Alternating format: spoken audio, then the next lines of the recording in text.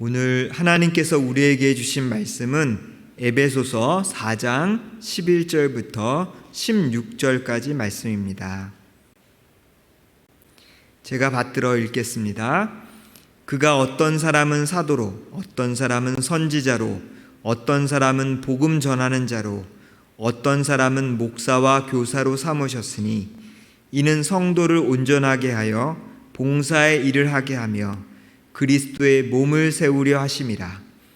우리가 다 하나님의 아들을 믿는 것과 아는 일에 하나가 되어 온전한 사람을 이루어 그리스도의 장성한 분량이 충만한 데까지 이르리니 이는 우리가 이제부터 어린아이가 되지 아니하여 사람의 속임수와 간사한 유혹에 빠져 온갖 교훈의 풍조에 밀려 요동하지 않게 하려 함이라.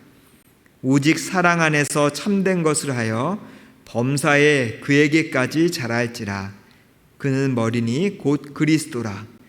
그에게서 온 몸이 각 마디를 통하여 도움을 받음으로 연결되고 결합되어 각 지체의 분량대로 역사하여 그 몸을 자라게 하며 사랑 안에서 스스로 세우느니라. 아멘. 우리는 교회를 신앙 공동체로 부르기도 합니다. 공동체란 무엇일까요? 우리가 토익 학원을 다니면서 나는 토익 공동체를 다녀 이렇게 말하지는 않습니다. 왜 그럴까요?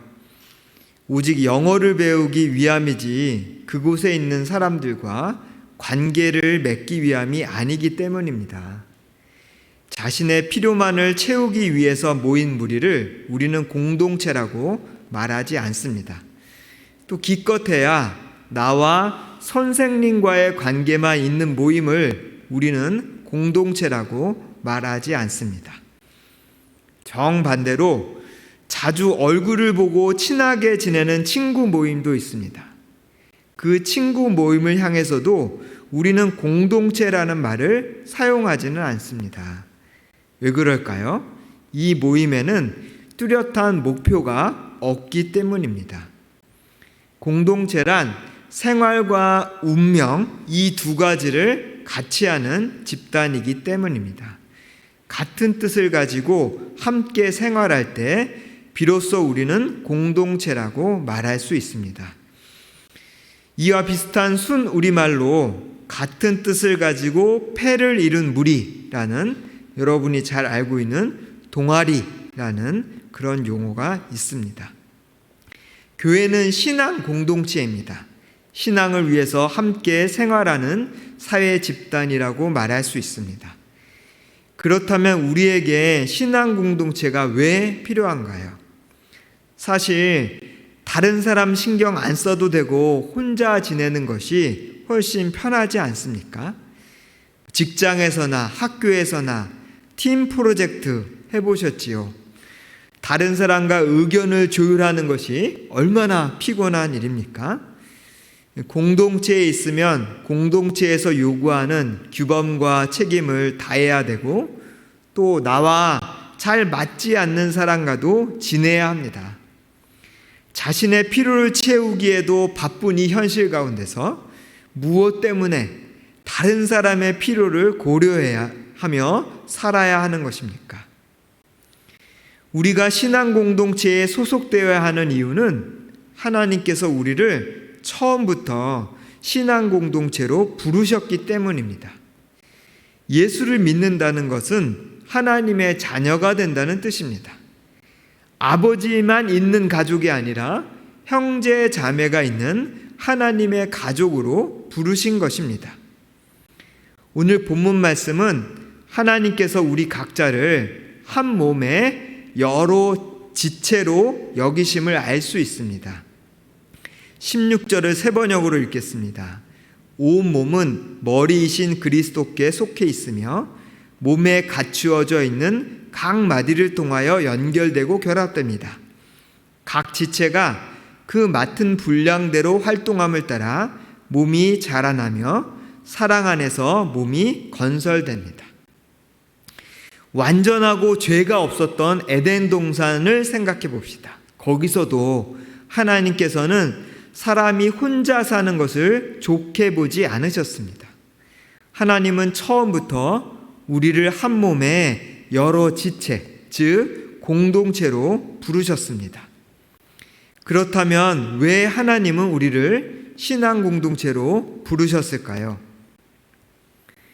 인간의 속임수나 간교한 술수에 빠져서 온갖 교훈의 풍조에 흔들리거나 이리저리 밀려다니지 말아야 하기 때문입니다. 오늘 말씀은 사람이 여러 잘못된 교훈에 휘둘리는 모습을 마치 파산된 배가 앞으로 한 발짝도 나아가지 못하고 이리저리 파도에 밀려다니는 모습으로 묘사하고 있습니다. 그야말로 정보의 홍수 속에서 살아가면서 어느 정보가 참인지 거짓인지 구분하기 힘들어서 물은 굉장히 많은데 이 물 마셔도 되는가? 고민하며 목말라하는 현대인의 모습을 잘 묘사하는 것 같습니다. 세상에는 많은 가치와 가르침이 있지만 한 세기, 즉 100년간 지속되는 것 여러분 보신 적 있습니까? 아니 우리는 10년이면 강산도 변한다 이런 속담을 즐겨 쓰기도 합니다.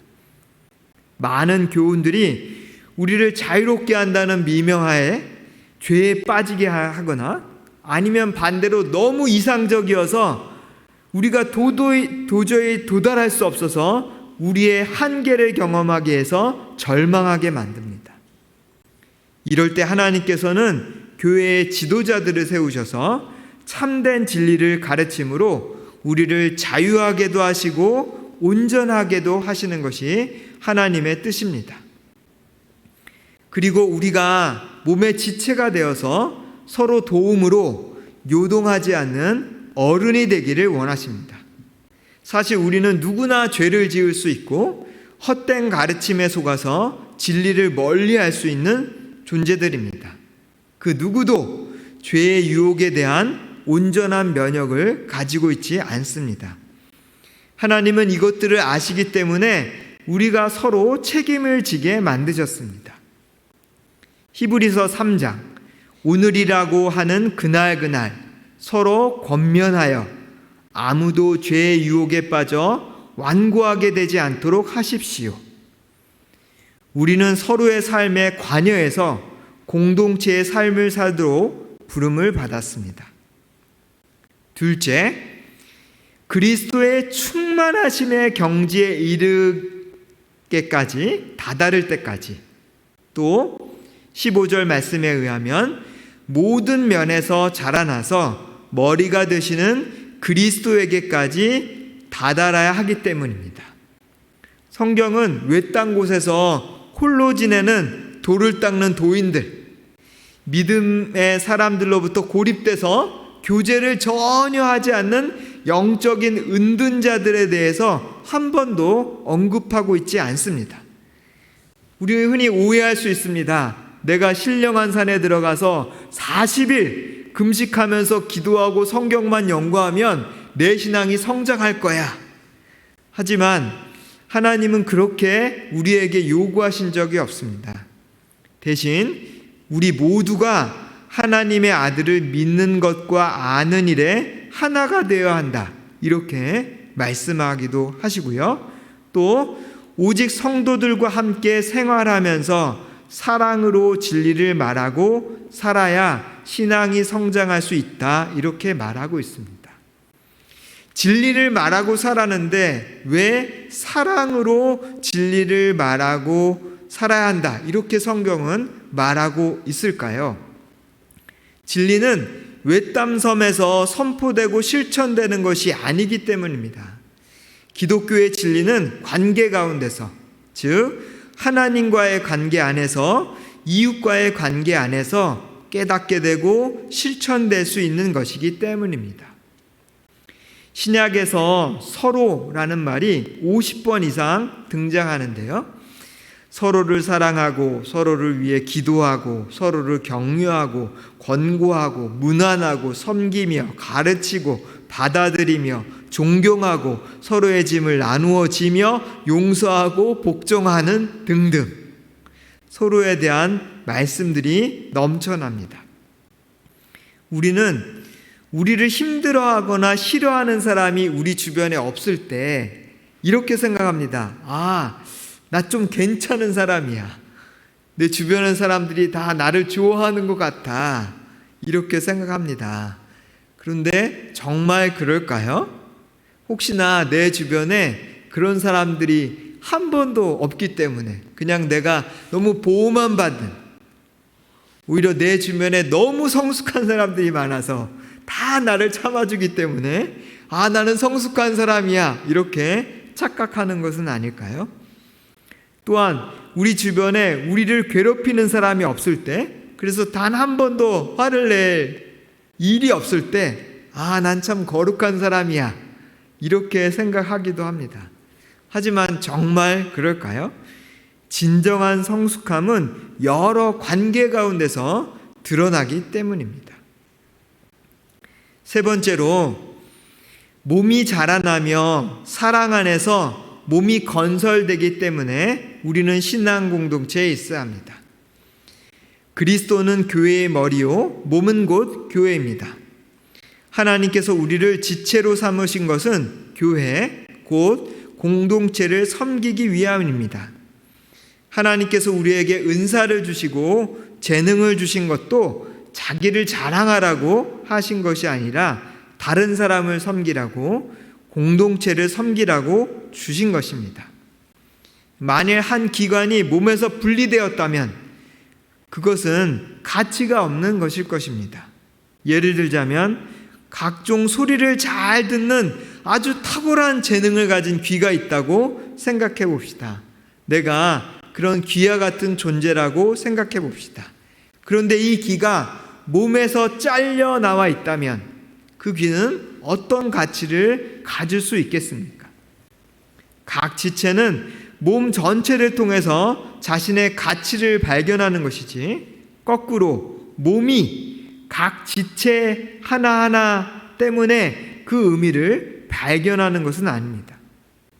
우리는 각자가 자신의 역할을 감당했을 때 서로가 서로에게 도움을 주어서 몸 전체가 자랄 뿐만 아니라 그 몸의 일부분인 지체인 나도 함께 자라가는 것입니다.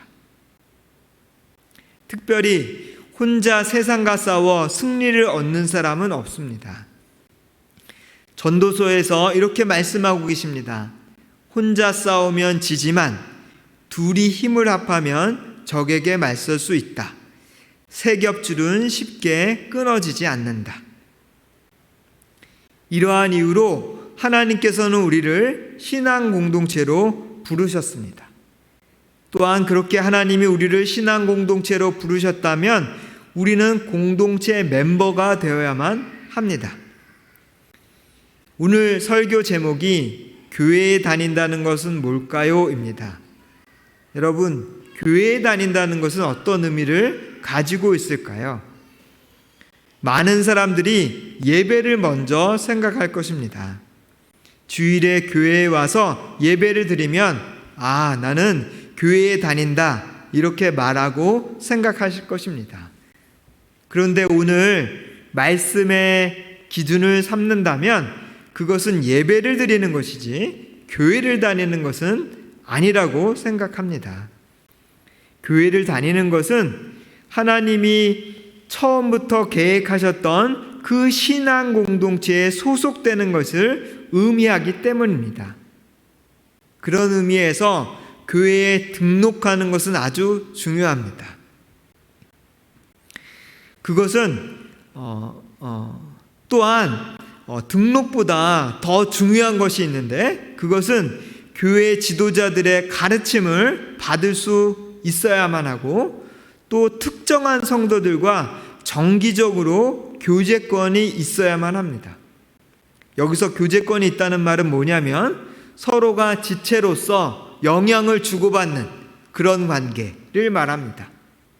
함께 봉사를 하든 함께 같이 밥을 먹으며 교제하든 그 어떤 관계이든지 간에 서로 기도해주고 서로의 삶을 나눌 수 있는 그런 아주 대규모의 그룹이 아니라 소규모의 공동체를 말하는 것입니다. 이런 신앙 공동체에 소속되었을 때 나는 교회에 다닌다, 이렇게 말씀드릴 수 있을 것입니다. 혹시 오늘 이 예배 중에 아직 교회에 정식으로 등록하지 않으신 분들이 있다면 오늘 하나님께서 여러분에게 주시는 말씀을 귀담아 들으셨으면 좋겠습니다. 또한 나는 혼자 교회 다니는 게 좋아, 말씀만 가지고도 나는 성장할 수 있어 라고 생각하시는 분들도 정말 내가 그동안에 신앙이 성장했는가 하는 생각들을 해보셨으면 좋겠습니다. 하나님이 우리를 죄로부터 부르셔서 따로 불러 모으셔서 교회로 부르신 이유가 있습니다. 그것은 서로를 도우며 섬겨서 함께 자라고 교회가 자라도록 하는 것이 하나님의 뜻입니다. 함께 기도하도록 하겠습니다. 하나님께서 저희들을 혼자 내버려 두지 아니하시고 또 교회로 불러주셔서 감사합니다. 교회 안에서 또 교회 지도자들의 말씀을 들으며 또 다른 성도들의 도움을 받아 이리저리 요동하지 아니하고 하나님 앞에 나아갈 수 있게 해주셔서 감사합니다. 때로는 신앙 공동체에 있는 것이 피곤하기도 하고 어려운 일이 생길 때도 있지만 그럼에도 불구하고 하나님이 우리를 신앙 공동체로 불러주셨음을 믿고 서로가 서로를 돌보는 관계, 책임지는 관계가 되어질 수 있도록 저희들을 축복해 주십시오. 예수님 이름으로 기도드렸습니다. 아멘.